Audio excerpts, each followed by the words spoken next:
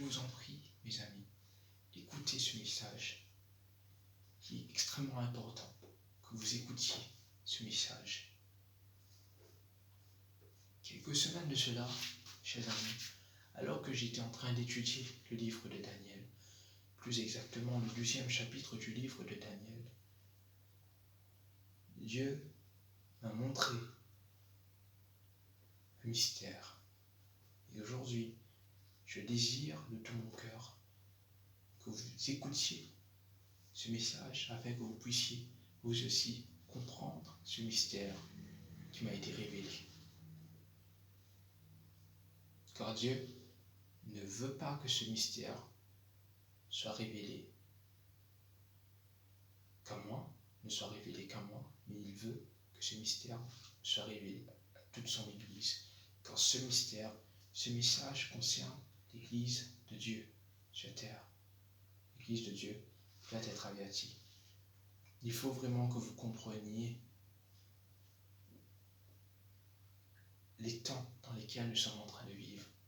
J'entends depuis 2 ans dire de la bouche des chrétiens, des adventistes, des chrétiens et d'autres personnes que la fin du monde est proche. C'est évident. Nous avons eu le Covid, ensuite nous avons eu la guerre en Ukraine.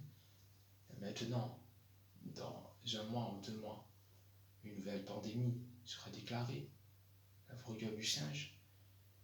Les États-Unis et la Chine, les 2 superpuissances de la Terre, sont en train de se préparer pour aller en guerre dans les jours à venir, dans les semaines à venir, tout au plus, je pense. Nous voyons partout dans les médias que l'économie est complètement ravagée, a été complètement ravagée par le Covid, la guerre en Ukraine, et maintenant elle le sera encore plus avec la guerre qui sera bientôt déclarée entre les États-Unis et la Chine. Et bien sûr, bien évidemment, cela causera le chaos total dans le monde entier. Et la famine sera partout. D'ici quelques mois, le monde sera dans un état extrêmement grave et ce sera la fin du monde. Dieu m'a révélé que Jésus reviendra en 2023. Oui, je sais, ce message pourrait faire rire plus d'un et plus d'une personne, et beaucoup de personnes au sein de l'Église adventiste s'opposeront à ce message et me diront que la sœur White nous a dit ceci ou cela. Mais je pense que la sœur White a fait des erreurs dans ce qu'elle a dit par moments. Les choses que Dieu lui a inspirées étaient vraies, mais il y a des choses qu'elle a dit qui c'était tout simplement sa propre logique, sa propre interprétation. Ce n'était pas Dieu qui parlait à travers la sœur White dans ces passages-là. Il y a aussi des passages qui doivent être réétudiés pour être compris dans leur contexte, afin de ne pas déformer la vérité que Dieu nous a confiée. Et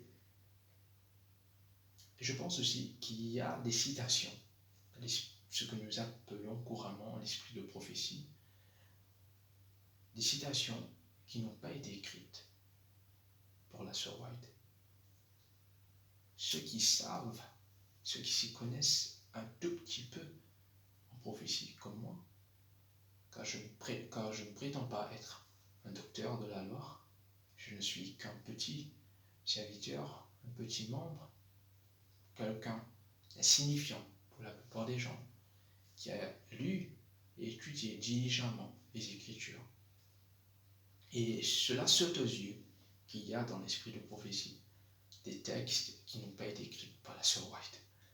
Il y a des jésuites qui ont infiltré l'Église et qui ont écrit tout un tas de choses fausses et qui ont mis dessus le nom d'Ellen White. Il faut que nous y prêtions attention, que nous y fassions attention. Il faut impérativement que nous jugions toutes choses par la Bible. oui, mes amis, il faut arrêter. Il faut vraiment arrêter de dire, de mettre les citations de la sœur White au-dessus de la Bible. C'est la Bible qui doit juger de tout. Voilà, c'était important que je vous parle de ça avant de commencer cette étude. Je vous demanderai maintenant d'ouvrir vos Bibles dans le livre de Daniel, le chapitre 12, à la page 872. Daniel, le chapitre 12, à la page 872. Dans Daniel, le chapitre 12, nous lisons ceci. En ce temps-là se lèvera Michael, le grand chef, le défenseur des enfants de ton peuple, et ce sera une époque de détresse telle qu'il n'y en a point eu depuis que les nations existent, jusqu'à cette époque. En ce temps-là, ceux de ton peuple qui seront trouvés inscrits dans le livre seront sauvés. Plusieurs de ceux qui tombent dans la poussière de la terre se réveilleront, les uns pour la vie éternelle et les autres pour la honte éternelle. Ceux qui auront été intelligents brilleront comme la splendeur du ciel, et ceux qui auront enseigné la justice à la multitude brilleront comme les étoiles à toujours et à perpétuité. Toi, Daniel, tiens secrète ces paroles, et scelle le livre jusqu'au temps de la fin. Plusieurs alors le liront, et la connaissance augmentera. Et moi, Daniel, je regardais, et voici 200 hommes se tenaient debout, l'un en deçà du bord du fleuve, et l'autre au-delà du bord du fleuve. L'un d'eux dit à l'homme vêtu de lin qui se tenait au-dessus des eaux du fleuve, quand sera la fin de ces prodiges? Et l'ange lui dit, et j'entendis l'homme vêtu de lin qui se tenait au-dessus des eaux du fleuve, il leva vers les cieux sa main droite et sa main gauche, et il jura que par celui qui vit éternellement que ce sera dans un temps des temps et la moitié d'un temps, et que toutes ces choses prendront fin quand la force du peuple saint sera entièrement brisée. Un temps, des temps et la moitié d'un temps. Bien sûr, comme vous le savez, cela signifie 3 ans et demi. Un temps, une année, des temps, 2 années, 2 ans et la moitié d'un temps. La moitié d'une année. Au total, ça nous donne 3 ans et demi. Ça nous donne un total de 3 ans et demi. Gardez ce chiffre bien en tête, mais jusqu'ici, l'ange ne donne à Daniel absolument aucun point de départ. Donc, nous ne savons pas quand commencer à compter. Mais un peu plus bas, dans le verset 11, l'ange continue et lui dit, depuis le temps où cessera le sacrifice perpétuel et où sera dressée l'abomination du dévastateur, il y aura 1290 jours. Depuis le temps, donc il faut commencer à compter à partir du moment où cessera le sacrifice perpétuel. Mais, mes amis, comprenez bien, le mot sacrifice ne figure absolument pas dans le texte. Je me répète, le mot sacrifice ne figure absolument pas dans le texte. Le mot qui figure, c'est le mot atamide. Le mot atamide tire son origine du mot tamide. Le mot tamide veut tout simplement dire routine. Donc, le texte devrait plutôt se lire de la façon suivante. Depuis le temps où cessera la routine perpétuelle et où sera dressée l'abomination du dévastateur, il y aura 1290 jours. Donc, depuis le temps où cessera la routine perpétuelle et où sera donc instaurée une nouvelle routine. Si l'ancienne routine s'arrête, il est évident qu'une nouvelle routine est imposée. Donc, qui dit nouvelle routine, dit bien sûr nouvel ordre mondial. Le new normal. Donc, je vais maintenant vous poser une question.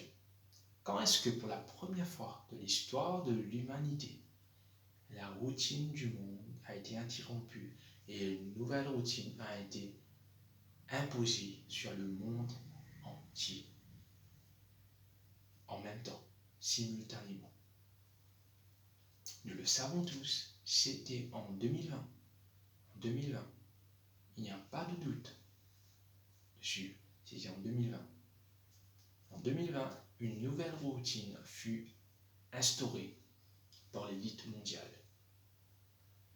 Donc, selon la parole de Dieu, il faut que nous commencions à compter à partir du moment où cette nouvelle routine a été instaurée. C'était dans les alentours de début 2020.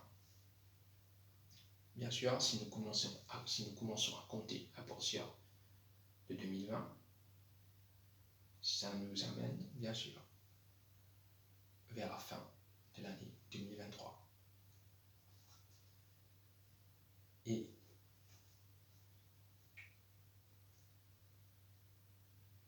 nous voyons maintenant plusieurs choses se passer dans le monde. Dans l'espace de 2 ans, nous avons eu le Covid, ensuite la guerre en Ukraine, et là maintenant nous avons la variole du singe. Et d'ici peu, je pense peut-être dans les jours à venir, dans les semaines à venir, ou tout au plus, au mieux, dans les mois à venir, nous verrons la Chine et les États-Unis entrer en guerre.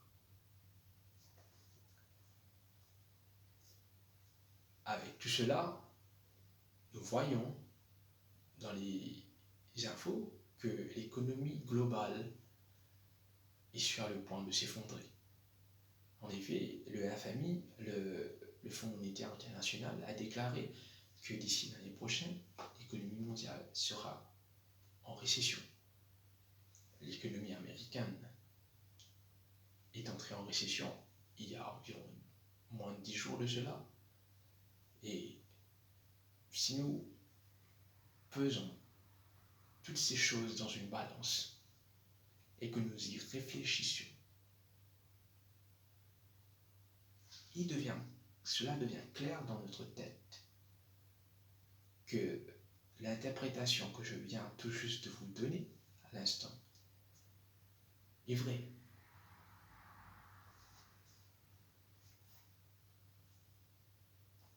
Cela ne peut pas être une coïncidence. Nous ne servons pas le Dieu du hasard. Dieu n'est pas le Dieu du hasard. Le hasard n'existe pas. Dieu a permis que les choses se déroulent ainsi, afin que les choses respectent sa parole, puisque cette parole-là a été écrite afin de nous avertir de ce qui arrivera dans les temps à venir.